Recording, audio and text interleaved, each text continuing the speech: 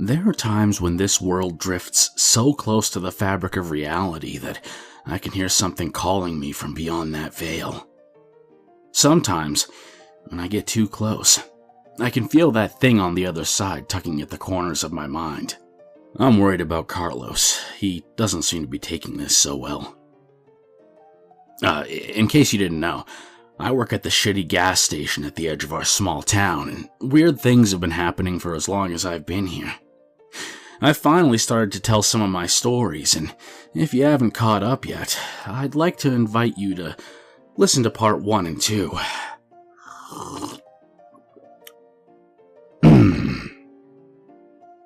When I returned to work after my post yesterday, I was delighted to find a stack of receipt papers sitting neatly on the register counter with notes written in my own shaky handwriting.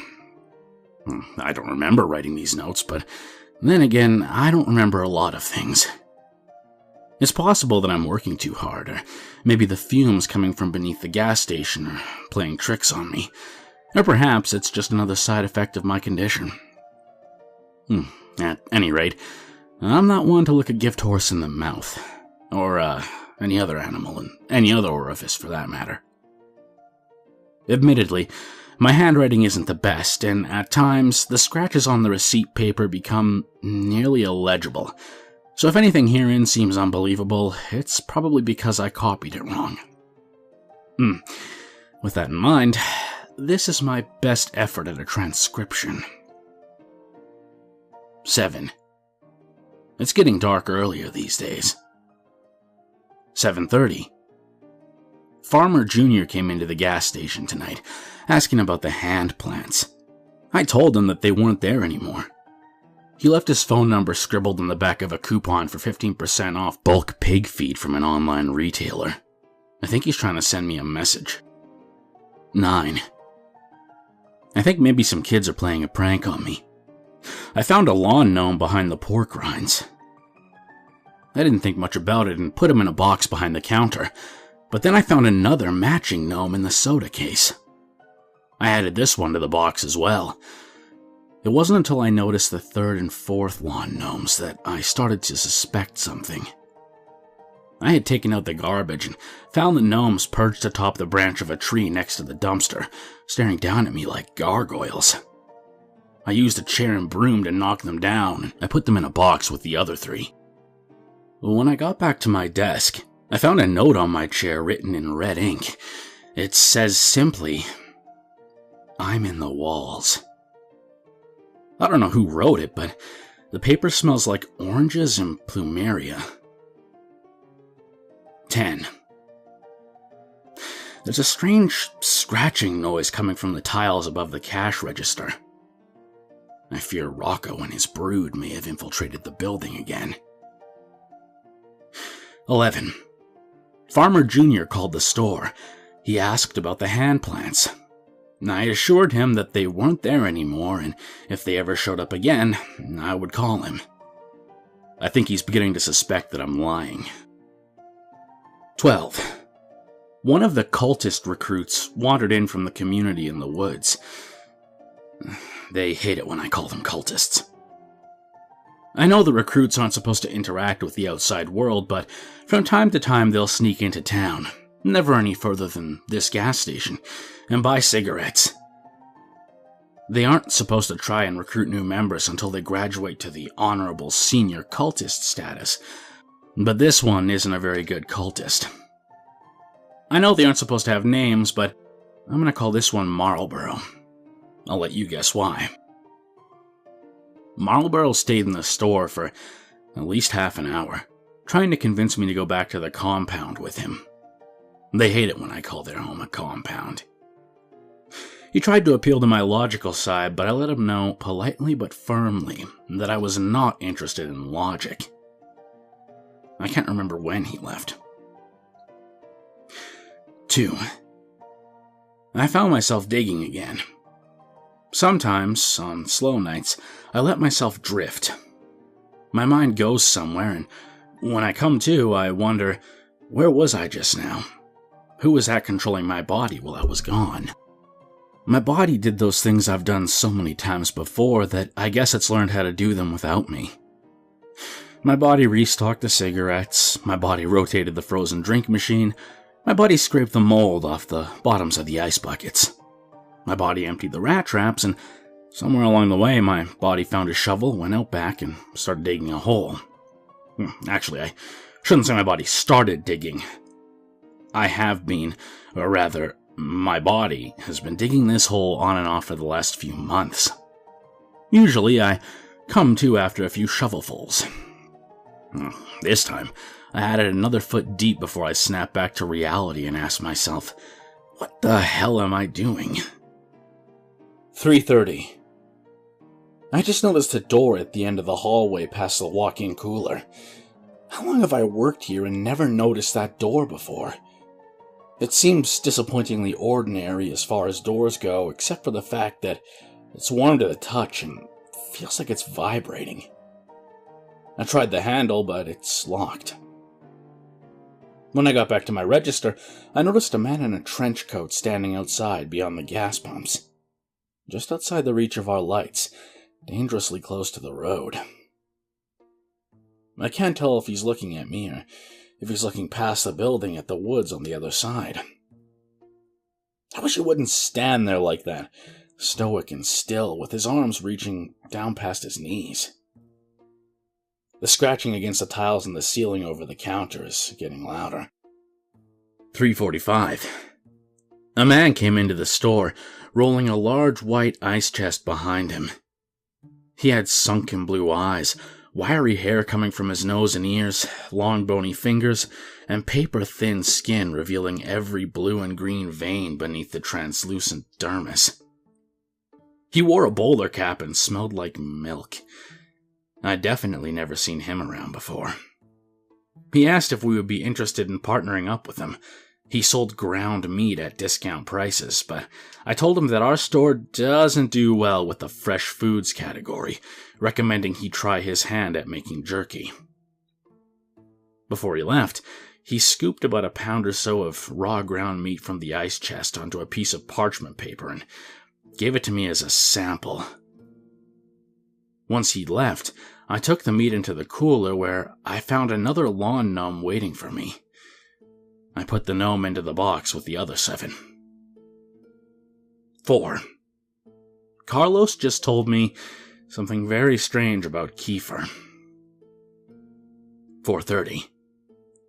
There was a kid named Spencer Middleton who went to the same high school as me and Kiefer. Spencer was just a year ahead of me, but looked much older and acted much younger. I live in a small town, and small towns get bored. For entertainment, some turn to gossip. Some turn to more sinister pastimes. The latter often fueled the former. There were rumors around town that Spencer liked to torture and kill animals. Rumors that Spencer's parents and siblings always locked their bedroom doors when they went to sleep at night. The rumors didn't slow down any after the fire at Spencer's house, where Spencer was the only one to escape unscathed. I once saw Spencer gleefully stomp on a lizard, throw his head back, and laugh. Some short time after his house caught fire for a second time, Spencer left town. The story went that he'd gone off and joined the army. I didn't know what to think about that, so I simply didn't think about that. I would have been perfectly happy to never think about that, but after all these years I'm forced to. Because Spencer Middleton just came into the store and ordered a cup of coffee. He's sitting in one of the booths, talking to Kiefer. Marlborough's back. He asked if I could spare him some time to talk about his fake religion. They hate it when I call it a fake religion. I told him he had to leave. He seemed upset. 4:45. Spencer and Kiefer sat around for a while and didn't buy anything but 2 cups of coffee. When they finally left, I let Carlos know. He'd been hiding under a blanket in the walk-in cooler, although I can't really understand why. Carlos explained to me exactly what happened.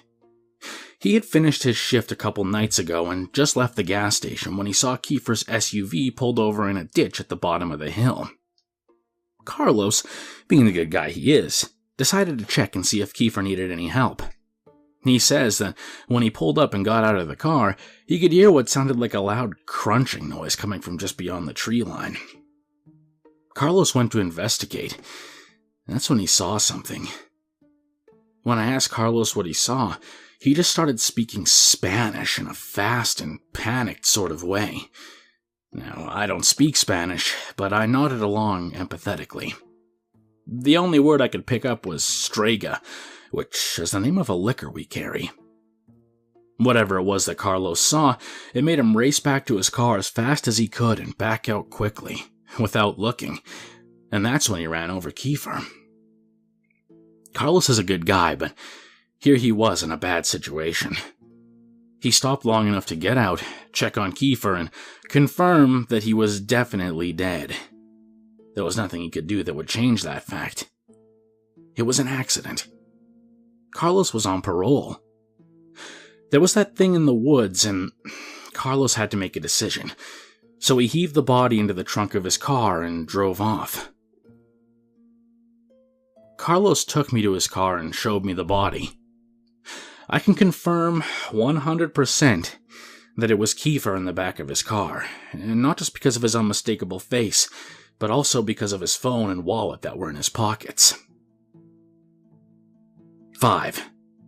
I finally got tired of the scratching and pulled our ladder out of storage to see what the raccoons were doing in the ceiling. But when I pushed back the tile, the only thing up there was another gnome. That makes a dozen so far. 6. The man in the trench coat is still outside.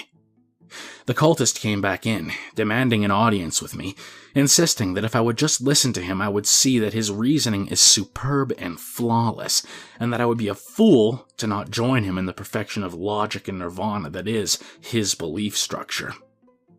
I agreed to listen to his pitch if he would agree to ask the man in the trench coat to leave. Our hasty verbal contract in place, I steeled myself to listen. Honestly, he did make a few good points, but I suppose that's to be expected from a viral thought experiment strong enough to convince perfectly normal people to abandon their real lives and go live in a commune in the woods past the shitty gas station on the edge of town. They call themselves mathematists. They believe that humankind exists to fulfill two moral imperatives: to decrease suffering and to increase happiness. A successful life increases happiness more than suffering. A decent life increases suffering more than happiness. How good a person is can be determined by the spread between the happiness increased and the suffering decreased. Obviously, if the individual has a negative spread, that is, if they've increased happiness less than they've increased suffering, or they've decreased suffering less than they've decreased happiness, then that means, very simply, that the individual is bad. Therefore, if an individual causes a tremendous amount of happiness and suffering, one can simply determine which was higher and use this perfect rubric to determine whether that individual was good or bad. Simple, right? The mathematists believe that the world has been going about good and bad in the wrong way. For eons, we've been attempting to increase happiness, when instead we should have been focusing on decreasing suffering. As happiness is a fluid concept, and the more happiness you create, the harder it is to sustain, the happiness has a clear set of diminishing returns. Suffering, however, is consistent. Suffering results from happiness coming to an end. Suffering is pure and eternal. For a mathematist to be supremely good, they must simply end all suffering.